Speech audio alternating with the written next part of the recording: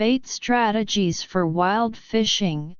It all boils down to appetizing, but it stumps many anglers. There are countless sayings about bait in fishing, such as if the bait isn't appetizing, fish will leave the nest, if it is, big fish will follow. Local fish eat local bait, and local bait catches local fish. In summary, it's all about being appetizing, 2 words that can frustrate anglers. Fish seem to eat anything, making it seem like any material can be bait, but reality is far from it. A fishing proverb says, "Half a lifetime spent searching for bait," showing how variable bait selection can be. One familiar food is best. As the saying goes, bait needs not be exquisite, just suitable. What makes bait suitable?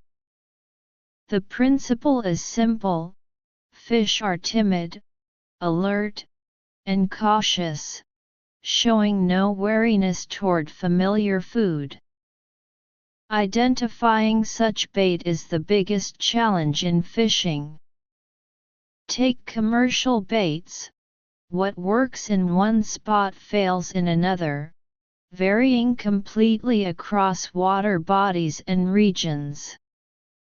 This is because surrounding crops and local main agricultural products differ, directly influencing what fish are accustomed to eating.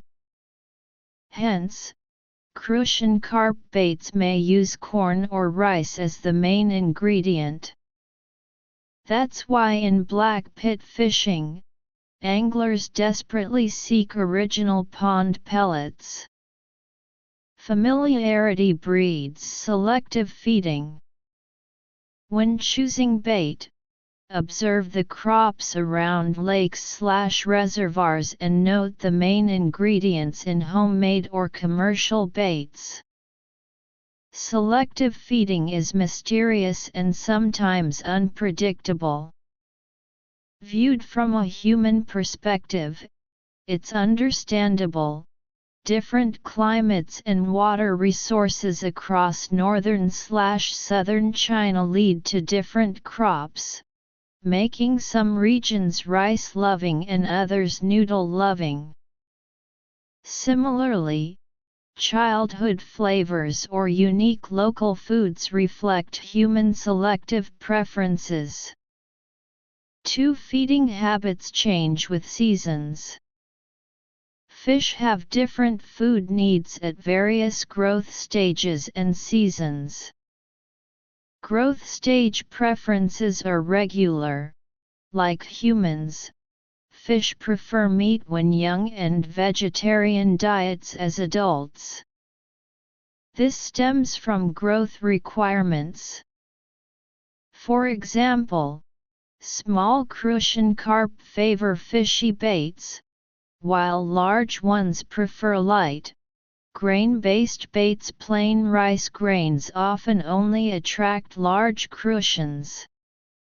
Seasonally, there's a saying: spring fishy, summer sour, autumn fragrant, winter sweet.